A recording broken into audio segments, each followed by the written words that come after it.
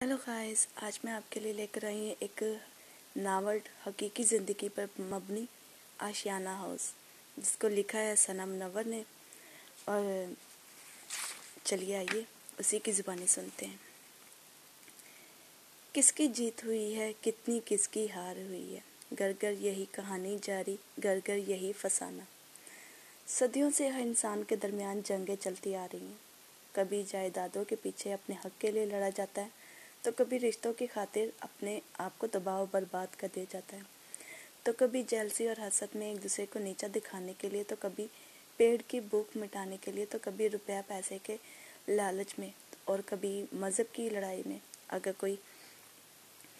कोई इंसान अपनी काविशों और मेहनत से किसी दूसरे इंसान से आगे निकल भी जाए, तो उसकी खुशी में खुश होने और उसकी हौसला अफजाई करने की बजाय नए नए खाले मनसूबात गढ़े जाते हैं कि उसको नीचे कैसे गिराया जाए। आज तक इस तरह की लड़ाइयों से ना कोई जीता है और ना ही जीतने दिया जाता है। वो एक मशहूर कहावत भी है ना, हम तो डूबे हैं सनम, तुम्हें भी ले डूबेंगे। ऐसी लड़ाइयों से आज तक किसी का भी भला नहीं हुआ, बल्कि हर इंसान ने इस लड़ाई में अपने आप को हमेशा बर्बाद ही किया है। और जो बर्दाश्त करने का फ़न जानता हो, यानी अपने आप को झुका कर और नरमी के साथ तहम्मुल करके मोहब्बत से एक दूसरे की बर्दाश्त करता है, तो वो शख्स ज़िंदगी की कोई भी जंग नहीं हार सकता। और मैंने तो अभी तक की ज़िंदगी में यही बात सीखी है कि इंसान को कोई चीज़ नहीं हरा सकती जब तक वो खुद हार ना मान ले। बहरहाल, आज तक इस तरह की लड़ाई से कभी भी हमारा वास्ता नहीं पड़ा था, क्योंकि हमारे वालिदैन ने लड़ाइयों से कभी भी हमारा तारुफ ही नहीं कराया था। खुद ही इन जंगों का हिस्सा बनते रहे। जब इन्हें इस जहान में हमें छोड़कर अगले जहान में ही बस जाना था, तो हमें भी कुछ ट्रिक्स बता जाते कि इन जंगों को लड़ा कैसे जाता है।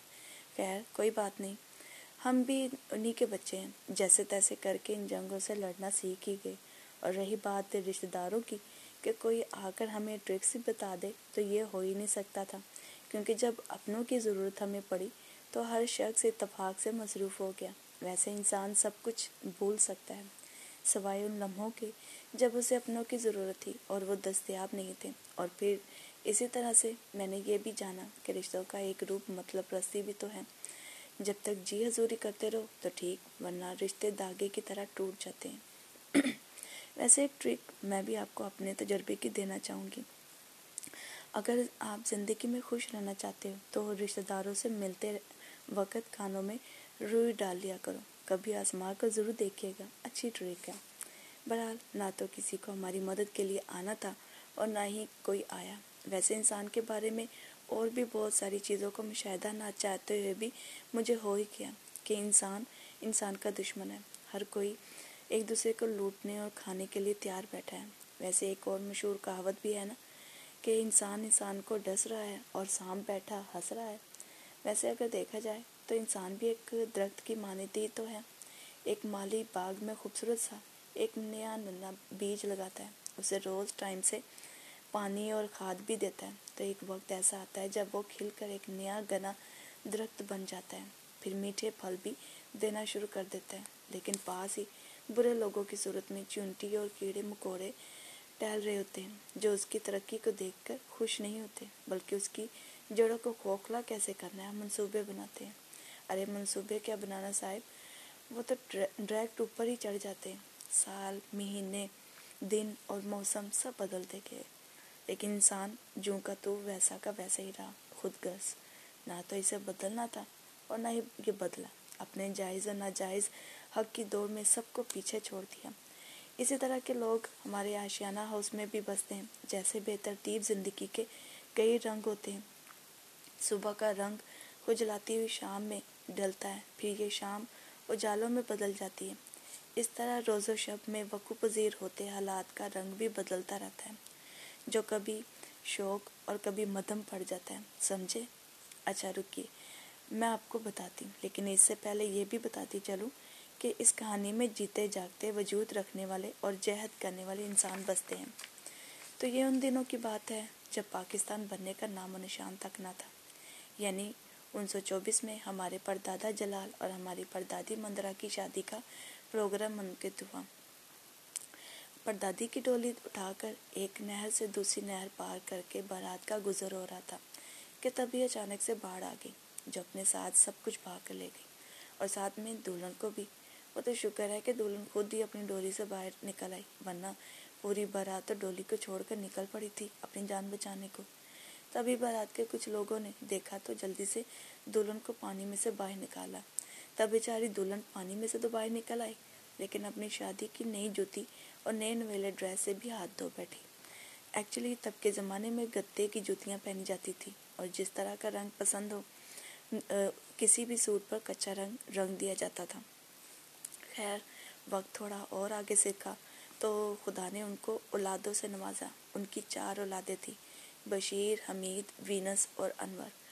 بڑا بیٹا بشیر باپ کا لاڈلا تھا، جس نے تعلیم سے زیادہ اپنی محنت اور لگن سے کام کرنے کو ترجیح دی، اور آخرکار ان کی محنت رنگ بھی لائی، اور اپنی محنت اور کاوشوں سے 7 گاؤں کے سرپنچ یعنی چودھری بن گئے، اور اتنی محنت کی کہ اپنی جائیدادیں کھڑی کر لی، وہ بھی 1 نہیں 2 نہیں، پورے 10 کنال مرلے کی زمینوں پر باغ بنا ڈالے۔ ویسے پتہ نہیں، مجھے سمجھ میں نہیں آتا کہ لوگ زمینی جائیدادیں بنا کیسے لیتے ہیں۔ خیر اتنی محنت کرتے رہے اور جائیدادیں بناتے رہے، لیکن کسی نے آ کر ذرا سا بھی کوئی مشورہ یا نصیحت نہ دی کہ بیٹا اتنی محنت کر رہے ہو تو اپنی آنے والی نسل کے لیے کسی بینک میں جمع کر لو۔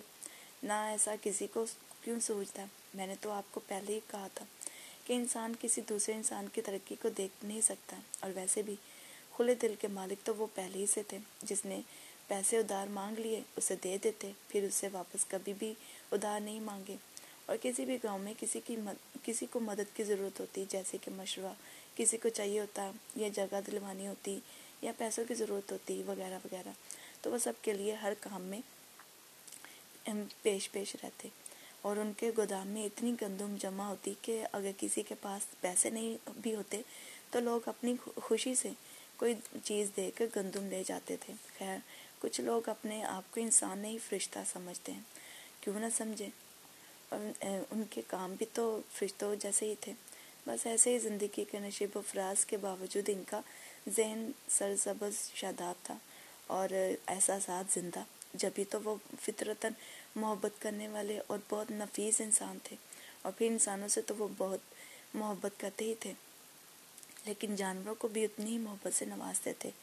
انہوں نے اپنی شادی سے پہلے ہی ایک گھوڑی کی پرورش نہایت پیار اور محبت اور لاڈ سے کی تھی۔ تب کے دور میں آئل اور گھی ایجاد نہیں ہوئے تھے، بلکہ اصلی دیسی گھی کھایا جاتا تھا۔ وہ خود تو کھاتے اور اپنی گھوڑی کو بھی دیسی گھی کی چوری بنا کے کھلاتے تھے۔ بہت ہوشیار بھی تھی ان کی گھوڑی، بنا بتائے خود جگہ تک لے جاتی تھی۔ پھر انہی دنوں میں جلال کی بیٹی وینس جوان ہوئی تو سب سے پہلے جلال نے اپنی بیٹی کا رشتہ طے کیا، اور پھر وینس کی شادی میاں میر انہوں نے خوب دھوم دھام سے کی۔ شادی کے کچھ دنوں بعد وینس اپنے شوہر کے ساتھ کراچی شفٹ ہو گئی اور اپنی شادی شدہ لائف گزارنے میں مصروف ہو گئی۔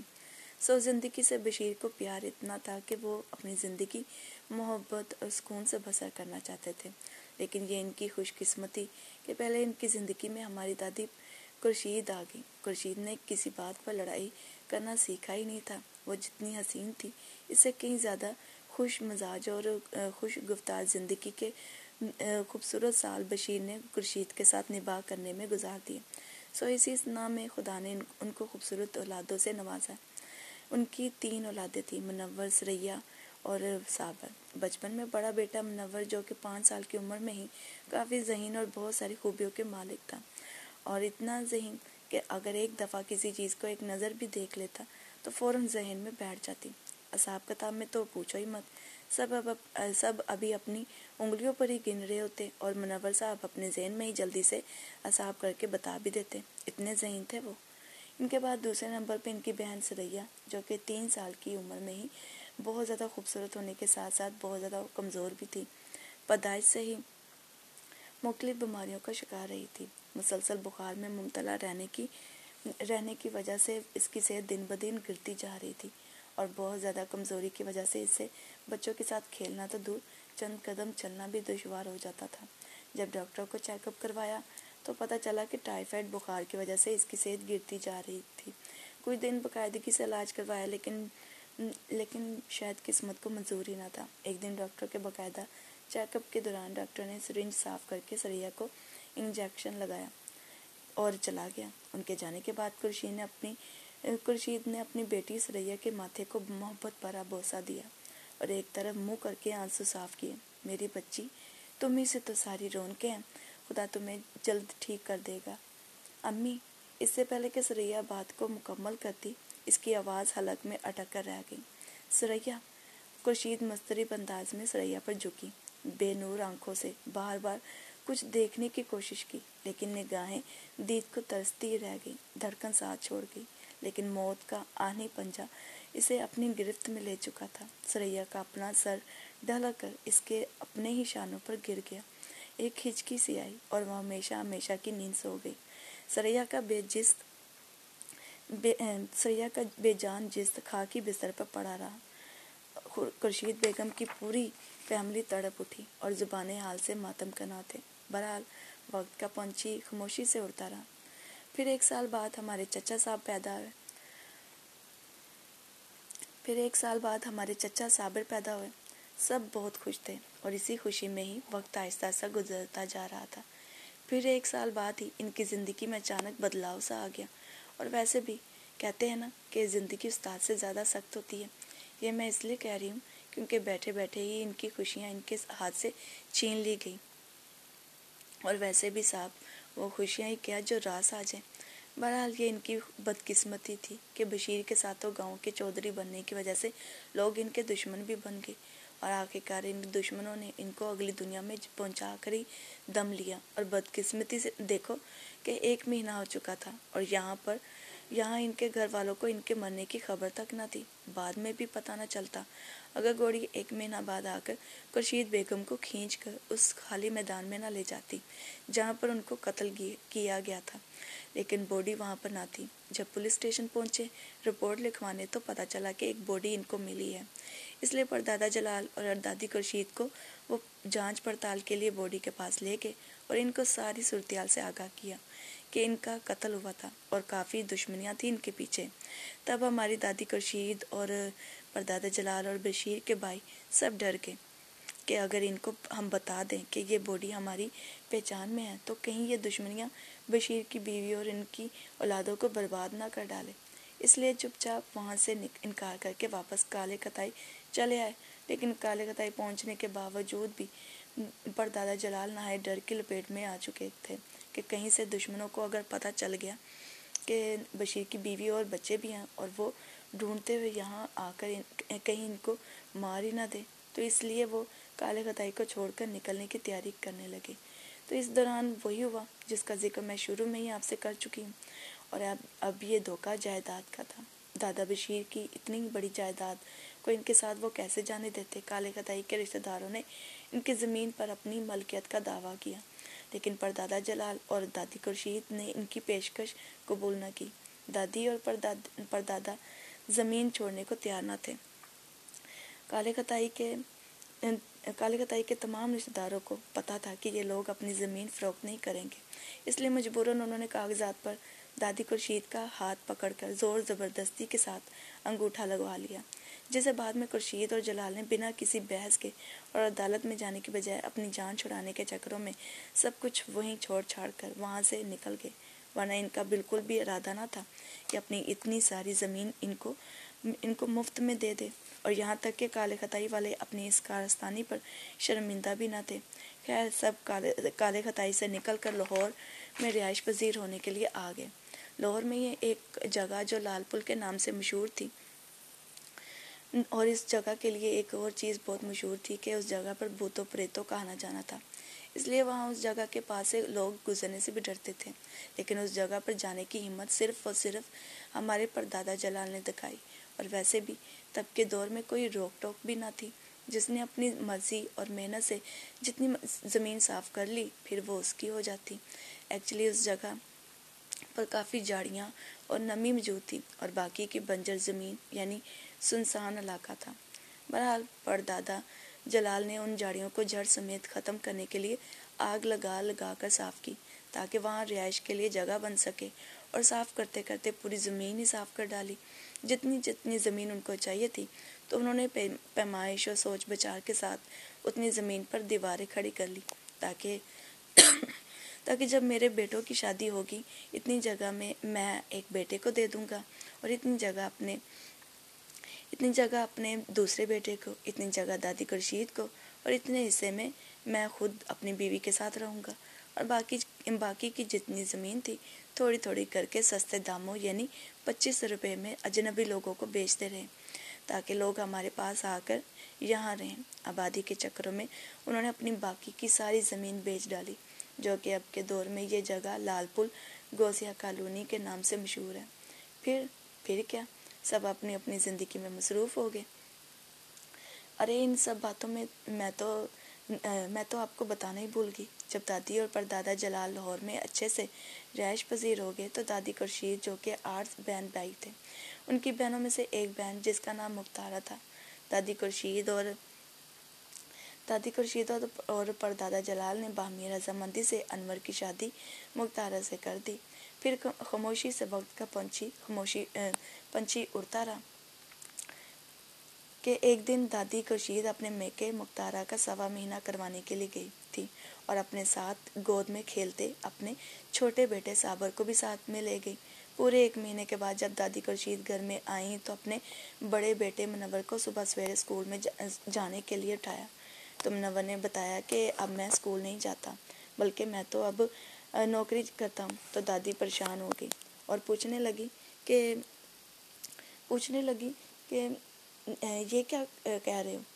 پھر منور نے تفصیل سے بتایا کہ جب آپ اپنے میکے گئی تھی تو چچا انور نے مجھے اور نذیر جو کہ دادی خورشید کا بھائی تھا کو اسکول سے زبردستی ہٹوا دیا تھا اور مجھے نوکری پر ڈال دیا۔ اب 1 مہینہ ہو گیا تب سے میں کام کر رہا ہوں۔ یہ سب سن کر دادی خورشید کو تو رونا ہی آ گیا۔